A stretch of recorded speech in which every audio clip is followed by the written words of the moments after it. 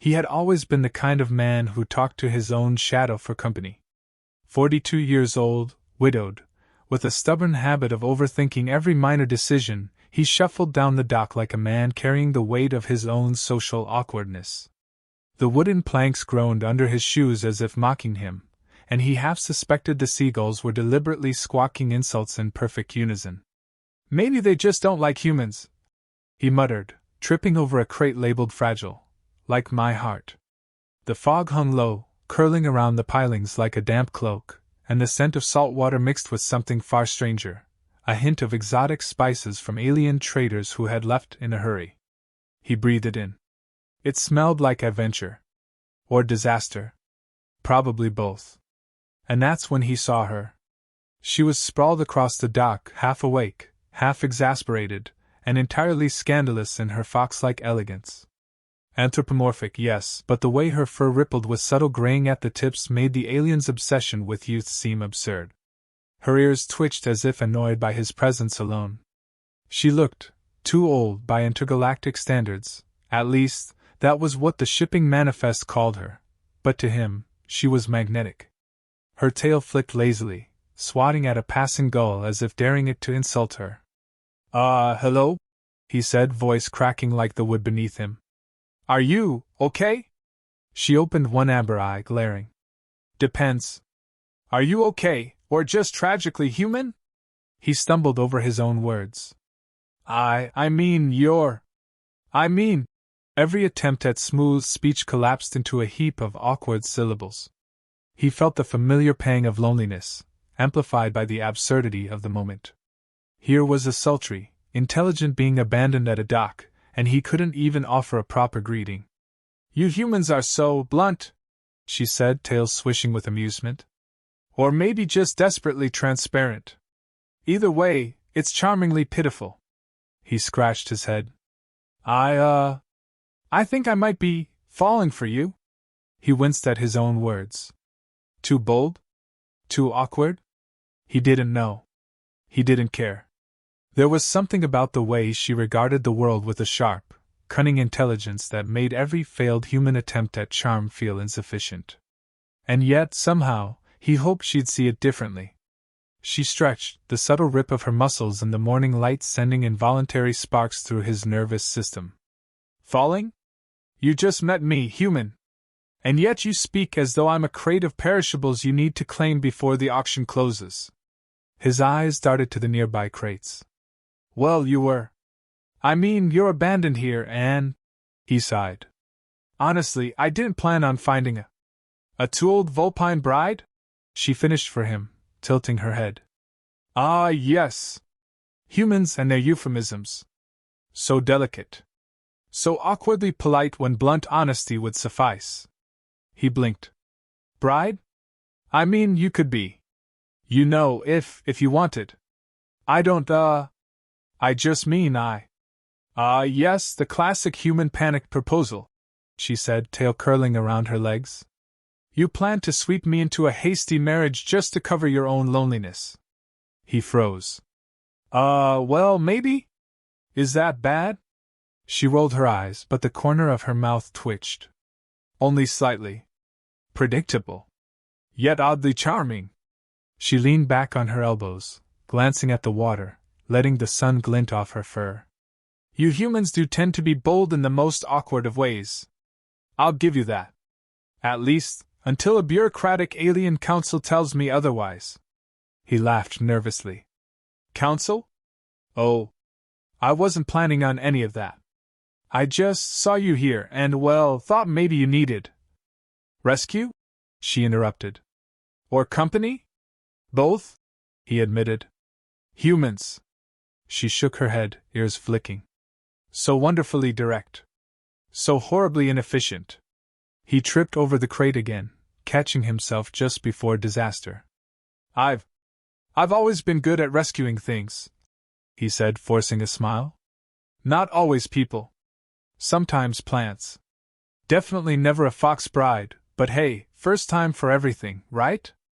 Her laughter was soft, a rolling purr of amusement that made him blush. First time for everything indeed. But do remember, humans, rescuing isn't always synonymous with marrying. Marrying? He echoed. Maybe, possibly, instant marriage? Her ears perked. Instant marriage? Bold. I like it. Foolish yet brave. I'll give you that much. He swallowed hard. Well, someone has to be brave around here, or else the gulls win. She rolled her eyes, then smirked. Fine. But don't expect me to behave like a delicate cargo crate. I bite if mishandled. Noted, he said, grinning nervously. I'm very careful. Mostly. I think. A seagull shrieked overhead as if mocking the conversation, and he laughed, shaking his head. You know, humans can be ridiculous. Finally, an observation I can agree with, she said. Her eyes gleamed. Yet somehow, in your ridiculousness, there's a spark. Dangerous, but intriguing. He took a step closer, trying to ignore the warning in his brain about boundaries. So, you're abandoned here, too old according to some absurd alien metrics, and yet, somehow, I think you're perfect. Perfect? She asked, tilting her head, voice dripping with irony. Careful, human. That word is loaded. Perfect things tend to disappoint quickly. He laughed, a little awkward, a little bold. Well, I'm terrible at disappointment. Mostly because I expect too much, or maybe too little. Either way, I can handle it. Her tail flicked again, idly brushing the edge of the dock. Humans. Always so full of confidence and tragedy at the same time. Fine. I'll bite. Not literally, unless provoked. He grinned. Good. I'll take my chances. And somehow, in that brief, ridiculous moment, with gulls squawking judgment and fog curling like a theatrical curtain, he realized that life, lonely, messy, awkward life, had just thrown him a miracle wrapped in fur and sarcasm. By the way, she said, eyes narrowing with a sly gleam, if you think this ends with me just lying here looking cute, think again. There's work to be done. Oh? He asked. Like what? She smirked. Teaching you that humans can stumble into love, into trouble, and into scandal, all in one morning. He laughed, shaking his head. Sounds about right. I've been training for this my whole life. And for the first time in many lonely years, standing on that rickety dock with a tooled Vulpine bride and the weight of ridiculous human courage, he felt alive. I suppose the next logical step, he said, scratching his head as if that would make him sound confident, is, marriage? She raised an eyebrow, ears twitching. Marriage? Already? Bold. Impulsive. Slightly insane. I like it. Well, time is short, he said, nervously adjusting his coat. And honestly, I'm not great at small talk. Thought it might save us both some trouble. Trouble, you say? Her tail swished lazily.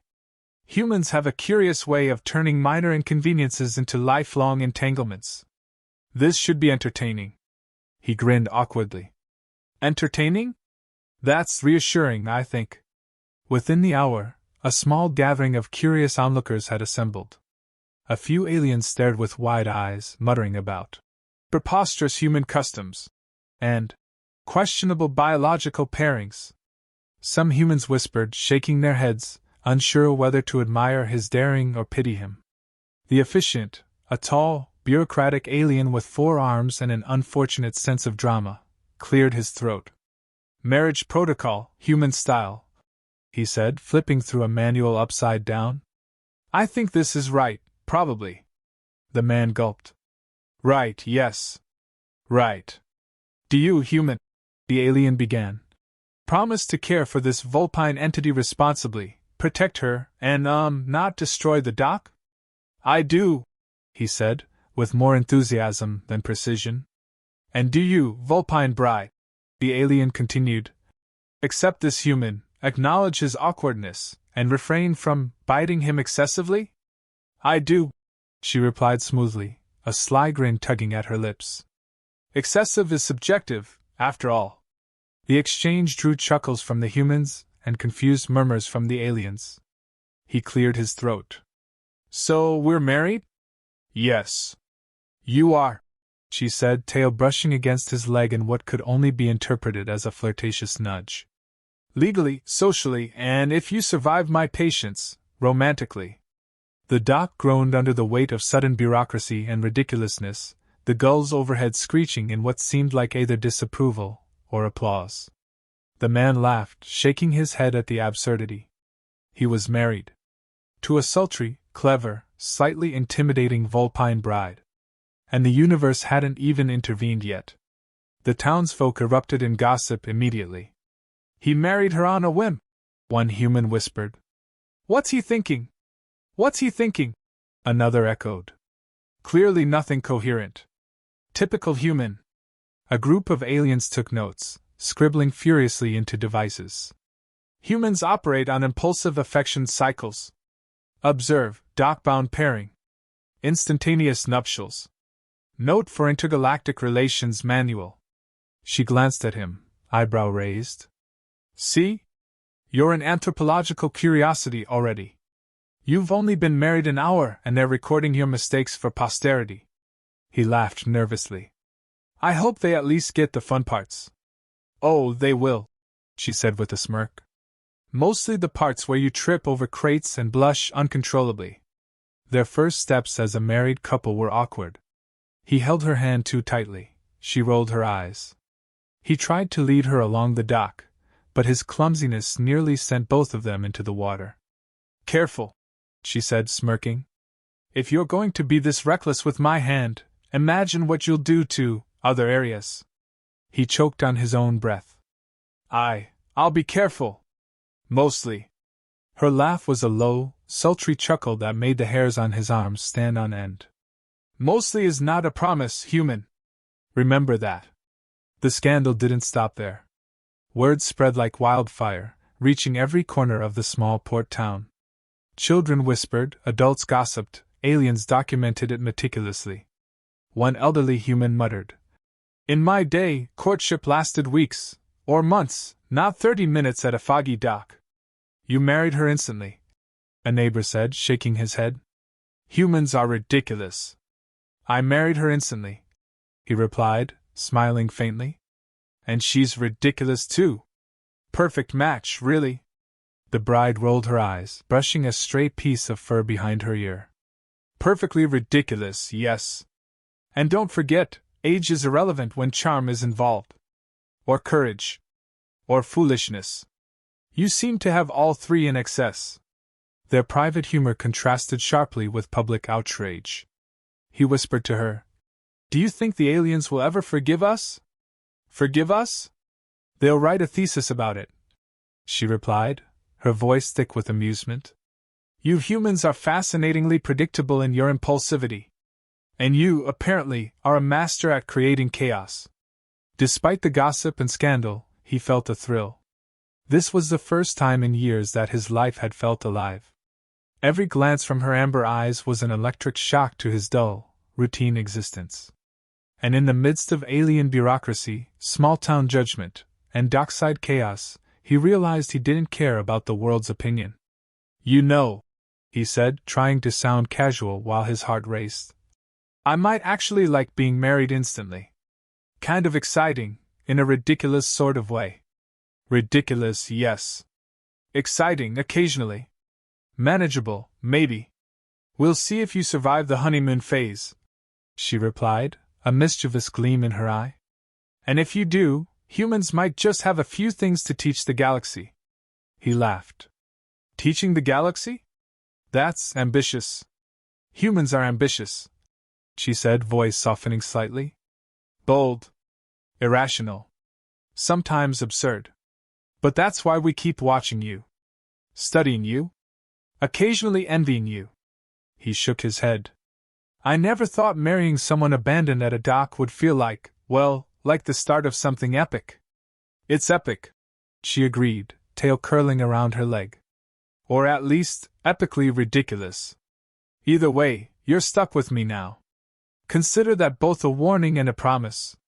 The wind carried the faint scent of salt and old wood. The gulls seemed to quiet down, perhaps realizing their judgment had no effect on this human and his unconventional bride. He took a deep breath, feeling the absurdity of the moment settle in like a comfortable coat. Yes, he said finally. I'm married. To a two-old Vulpine bride. At a dock. With half the galaxy gossiping about us. And I've never been happier in my life. Good, she said, smirking. Because I plan on keeping you that way. Mostly. With occasional panic-inducing lessons in human foolishness. And possibly some very pointed flirtation. He grinned. Mostly works for me. Flirtation, lessons, chaos, all of it. I think we'll manage just fine. Her tail flicked again, brushing against his leg. Bold words, human. We shall see. Remember, marriage is a battlefield disguised as domesticity. And I bite when provoked. He laughed. I think I can handle a little biting. Or maybe a lot. She leaned closer, voice low and teasing. We'll see. Let's start with surviving the first morning without scandaling the entire dock. Then we'll talk about other matters. He swallowed hard, heart racing. Other matters, huh? Bold move, bride. Bold move indeed. And so, amidst scandal, gossip, alien observation, and the absurdity of instantaneous love, they stood together. The dock groaned beneath them, the gulls settled into quiet judgment, and the universe, for once, seemed to pause just long enough to allow a lonely man and his two-old Vulpine bride to enjoy their perfectly ridiculous union. Settling into life together proved to be an exercise in controlled chaos. The man discovered, almost immediately, that sharing a home with a sultry, cunning Vulpine bride was like trying to teach a fox to fetch, endlessly entertaining and mildly terrifying. Every corner of his modest house seemed to reveal a new hazard, a precarious stack of crates that threatened to collapse if touched, books with sharp-edged pages that could draw blood, and most dangerously, the unpredictable glint in her amber eyes whenever he attempted something ambitious. He attempted breakfast first, and disaster arrived in the form of scrambled eggs that refused to remain in the pan. Careful, she warned, tail flicking dangerously close to his elbow. Eggs have a way of rebelling. Much like humans. Rebelling? He asked, whisk hovering midair. They're just eggs. Just eggs? She scoffed. You humans are adorable in your ignorance. Everything is rebellion if handled poorly, and clearly, you've been handling breakfast wrong for decades. He shrugged.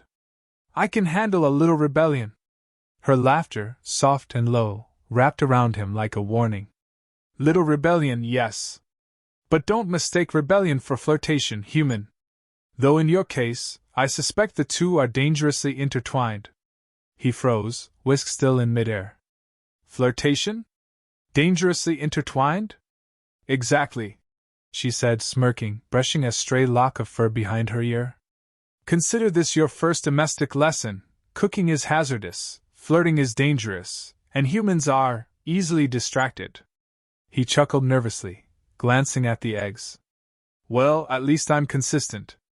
Domestic life was a continual education in wordplay and innuendo. Folding laundry became a test of human dexterity and Vulpine patience. He dropped a sock and she quipped, Careful where you let that fall. Humans have a knack for misplacing more than just socks. Oh? He asked, raising an eyebrow. Like what? Like their hearts. Their dignity.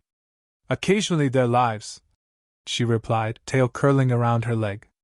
Mostly their pride. And yes, sometimes their breakfast.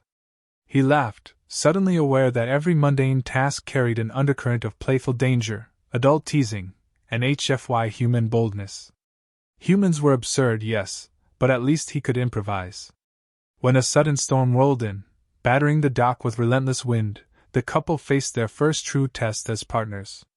Crates shifted perilously, ropes snapped, and he found himself pulling at wetwood like a madman while she barked instructions with deadly precision. Human! Secure the mast! No, the other mast! Yes, that one! He ran, slipping on wet planks, and nearly collided with her. Got it! He shouted, heart pounding, adrenaline spiking. This is fine! Totally under control. Under control? Human, the definition of under control varies by species, And yours clearly excludes common sense, she yelled back, tail flicking like a whip. He grinned despite the chaos. Well, common sense isn't exactly my strong suit. By the end of the storm, both wet and exhausted, they collapsed against each other on the dock. She rested her head on his shoulder, smirking. You humans are ridiculous, she said softly, voice almost tender amidst the wind's roar. Clumsy, bold, and somehow heroic. I suppose that's why I stayed. Stayed? He asked, surprised. Yes, she said, tail brushing his arm. Stayed because amidst your ridiculousness, there's courage. And foolishness. And a hint of desperation that makes you human. Admirably human. He laughed, shaking his head. Admirably human, huh? That sounds like a compliment wrapped in a warning. Exactly, she said. I'll warn you, human. Life with me will always be this unpredictable. You may survive, you may thrive, or you may wish for the simplicity of loneliness. But I doubt you'll ever be bored. He smiled, feeling a warmth in his chest he hadn't experienced in years. I think I can manage that. The days that followed were a hilarious blend of domesticity and chaos. He attempted to teach her human games, chess, checkers, and a particularly confusing card game. She mastered them all in a single afternoon, smirking at his fumbling strategy. Predictable, she remarked. Your logic is charmingly flawed. But entertaining. Very entertaining. You make it sound like I'm a specimen under observation, he said. You are, she replied, tail flicking. A specimen of boldness, bravery, and ridiculous human hope. It's endearing. In return, she taught him aspects of her own culture. Etiquette, survival skills, and subtle forms of wordplay that humans didn't quite grasp.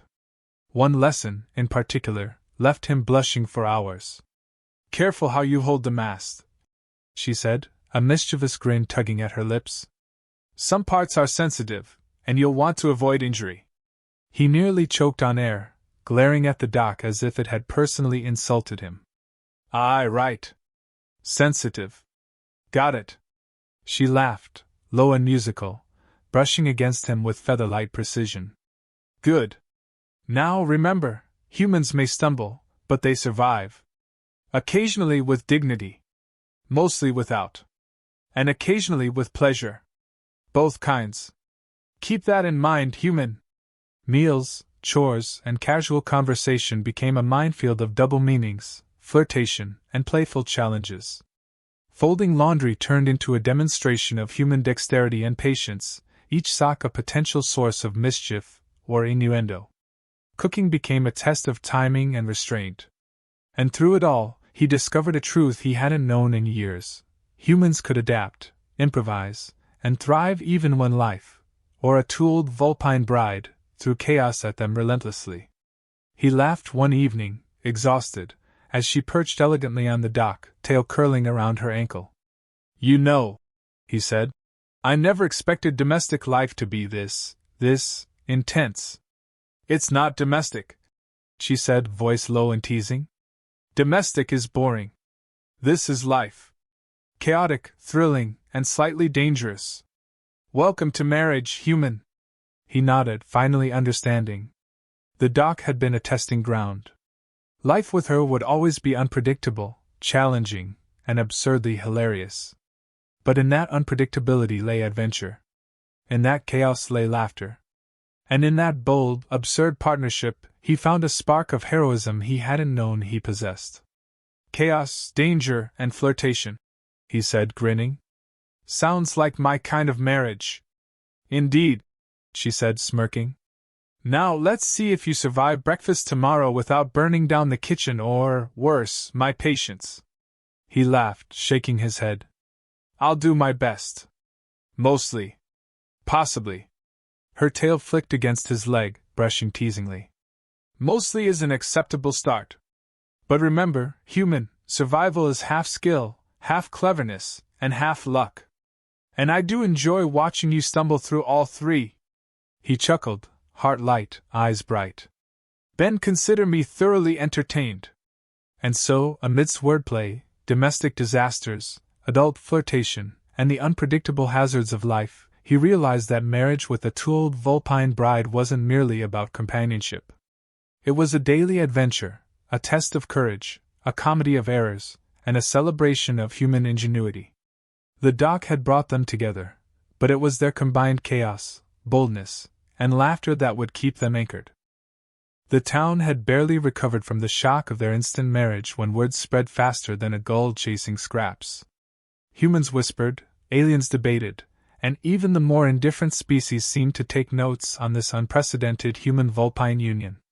The man stood on the dock, watching the chaos with a bemused grin, while she lounged beside him, tail flicking lazily.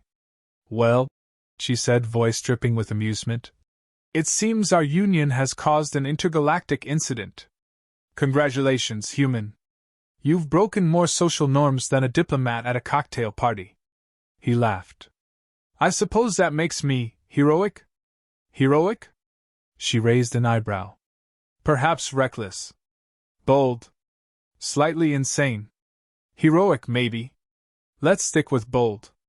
Their first challenge arose sooner than expected. An alien customs officer approached, clipboard in hand, looking flustered. This union violates several regulations," it squeaked. "The dock's legal codes, interspecies conventions, and—" "Excuse me," the man interrupted, hands raised. "Which of those involves paperwork, and which involves common sense? Because I only deal with one efficiently." She laughed, brushing against his arm. "Humans have this uncanny ability to sidestep bureaucracy with charm. Observe, human." He straightened his posture. "Right. Charm. That's me. Human charm." The officer's eyes widened. "But this, how did—" "Simple," she said, tail curling in amusement. "We acted. Humans act. Others overthink. Case closed." The officer sputtered, notes flying, utterly defeated. He glanced at her. "And you consented?" She smirked. "Consent is a human concept I find surprisingly efficient." With the immediate threat neutralized, they returned to their daily life, which had become an unpredictable circus of domestic comedy and adult flirtation. She demonstrated the nuances of her culture, from subtle teasing techniques to layered wordplay that could make even a seasoned diplomat blush. Every interaction was a challenge, a lesson, and a source of laughter. "Careful with that mast," she said one morning, a mischievous glint in her eyes. "Some parts are delicate, and improper handling could cause complications." He blinked. "Complications?" "Indeed. Complications of the delightful kind," she said, leaning closer, letting the innuendo hang in the air like a fragrant fog. He swallowed, heart racing. "I'll be careful." "Mostly careful?" she teased. "Mostly careful," he admitted. The dock, ever their silent witness, groaned under the weight of absurdity. Crates shifted, gulls squawked judgment, and the wind carried laughter, sometimes his, sometimes hers, always both. Together, they navigated storms literal and figurative, from sudden squalls that threatened supplies to social storms fueled by gossiping neighbors and alien spectators. Their boldness inspired humans and confounded aliens. While others debated regulations, these two humans acted. While others hesitated, they improvised. And while the town whispered and aliens observed, they thrived, showing that courage, humor, and emotional intelligence were a uniquely human strength. "You realize," he said one evening, "that people are still talking about us, right?" "They'll talk forever," she said, tail flicking, amber eyes gleaming. "But that's the point. Humans do things, consequences be damned. That's why you're remarkable. And annoyingly brave." "I think you mean heroic," he said with a grin. "Brave," she corrected, smirking. "Heroic implies planning. There was no planning here. Only instinct. And chaos." The chaos continued in their domestic adventures. Cooking became a battle of timing and dexterity. Folding laundry a strategic game of avoiding playful sabotage. Wordplay and flirtation laced every conversation, turning mundane tasks into exercises in adult humor and relational dexterity. "You dropped a sock," she said, tail brushing against his leg. Be careful. Humans tend to misplace more than just socks. Like what? He asked, half serious, half teasing. Pride. Patience. Occasionally hearts, she replied, amber eyes glinting. Mostly mine. He laughed. I'll try not to misplace any more of those. Especially yours. Their relationship deepened, built on respect, playfulness, and audacious courage. Each day was a test of patience and skill, yet also an affirmation of the absurdly human ability to adapt, improvise, and thrive. One afternoon, the dock became a battleground for yet another ridiculous challenge. An alien shipping container had become wedged, threatening the dock's stability. The couple sprang into action. Humans acted decisively, calculating angles and leverage instinctively, while aliens barked instructions and failed spectacularly. Within moments, the crisis was resolved, laughter spilling into the air, proving once again that human initiative could triumph where bureaucracy faltered. Impressive, she said, brushing water from her fur. Your species is a chaotic marvel. Occasionally tragic, often foolish, but surprisingly effective. I could say the same about you, he said, smiling. Flattery, human? Observation, he replied. They celebrated their victory, adult humor interlaced with flirtation and playful teasing. Her tail flicked, brushing against him in a reminder that some battles were fought in laughter, others in subtle touches. The dock had brought them together, but their boldness and mutual respect kept them anchored. Do you think the town will ever stop gossiping? He asked, leaning against a piling. Never, she replied, smirking. Humans provide excellent entertainment. And we, apparently, are the main attraction. He shook his head, chuckling. Well, at least we're famous for something. Infamy and excellence often go hand in hand, she said, eyes glinting. And now you'll learn the final lesson of this dock, human. Love, humor, courage, and chaos are inseparable. Survive one, and you survive all. He laughed, taking her hand. Then I'll survive. Mostly. Mostly, she echoed, a sly grin tugging at her lips. The sun dipped low, painting the dock in shades of gold and pink. The gulls quieted, and for the first time in days, the world seemed still. The man and his two old Vulpine brides stood side by side, bold, ridiculous, and utterly human in every sense. They had scandalized the town, outwitted aliens, and navigated domestic chaos with laughter and audacity. And in that perfect moment, he realized that life with her, messy, daring, absurd, and filled with double meanings, was exactly what he had been waiting for. Anchored together, huh? He said. Anchored, she agreed, tail curling around him. And entirely unmoored in all the right ways. They laughed, hearts light, spirits high, embracing the unpredictable, ridiculous, and wonderfully human adventure that awaited them, fully aware that the dock had only been the beginning.